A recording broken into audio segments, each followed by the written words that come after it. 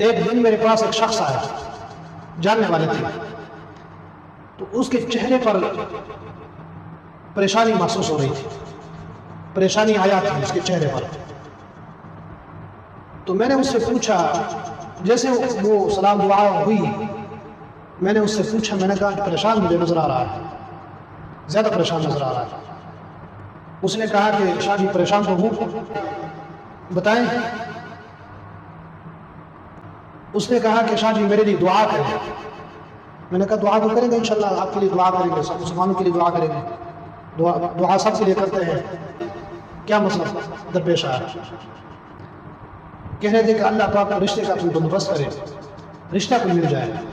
مجھے حیرانگی اس بات پر ہوئی، جو شخص میرے پاس بیٹھا ہے وہ شخص، اس کی عمر زیادہ ہے، مجھے معلوم نہیں تھا کہ اس کی شادی نہیں ہوئی۔ میں نے اس سے پوچھا کہ آپ کی واقعی شادی نہیں ہوئی؟ اس نے کہا کہ جی ہاں میری شادی نہیں ہوئی۔ تو مجھے بہت دکھ ہوا، افسوس بھی ہوا کہ آپ کی عمر تو بہت زیادہ ہے۔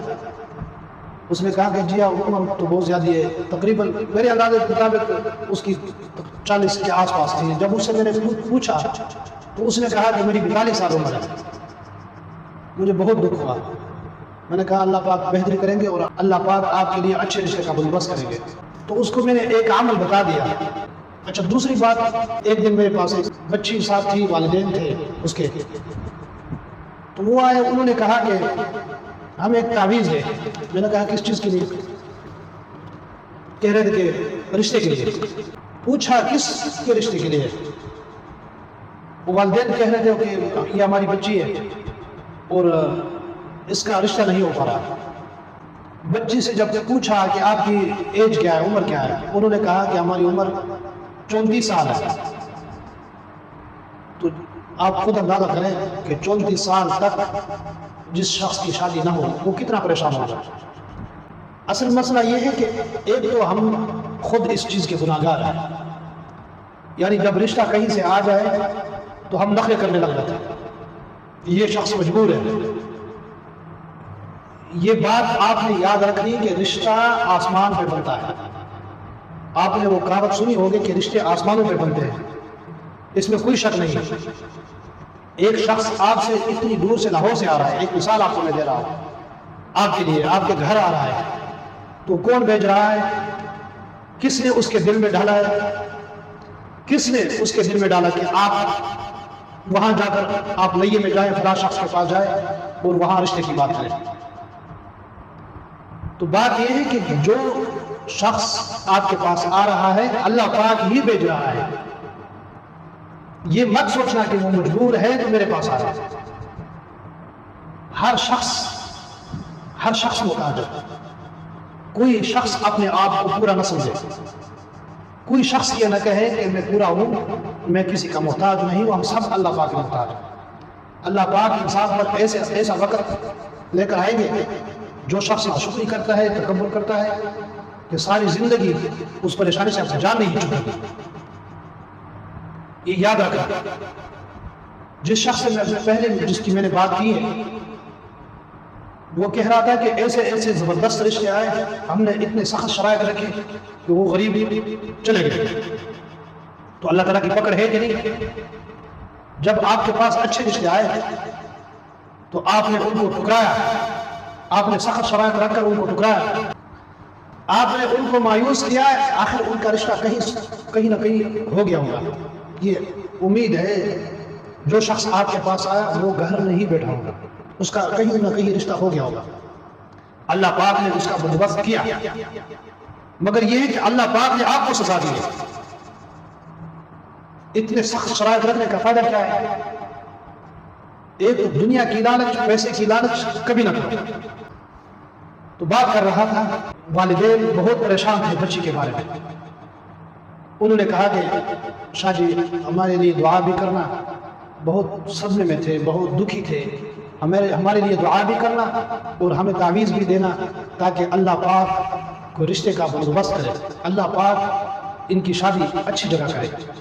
تو افسوس تو ہوتا ہے انسان کو، مگر یہ ہے کہ آپ بھی خیال کر لیا کریں، اللہ پاک سے مانگ لیا کریں۔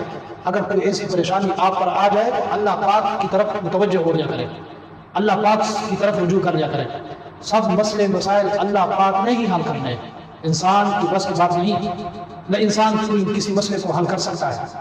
اور یہ میری ایک نصیحت یاد رکھنا کہ جس شخص کے پاس جس گھر میں کسی طرف سے رشتہ آ جائے تو اس کو بہت تسلی کے ساتھ، بہت پیار محبت کے ساتھ، بہت شفقت کے ساتھ، بہت اچھی طریقے سے اس کو جانے دے، بہت اخلاق کے ساتھ اس کے ساتھ بات کرے، اس کا دل نہ دکھائے، اس کے ساتھ کوئی ایسی بات نہ کرے جس سے اس کا دل دکھے،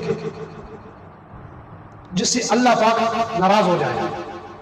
ایسی کوئی بات ان سے نہ کہنا، اور اللہ پاک سے دعا کرنا کہ یا اللہ اگر اس میں بہتری ہے، اس رشتے میں بہتری ہے، ہم جن سے بات کر رہے ہیں، اللہ پاک اس کو قائم و دائم رکھے.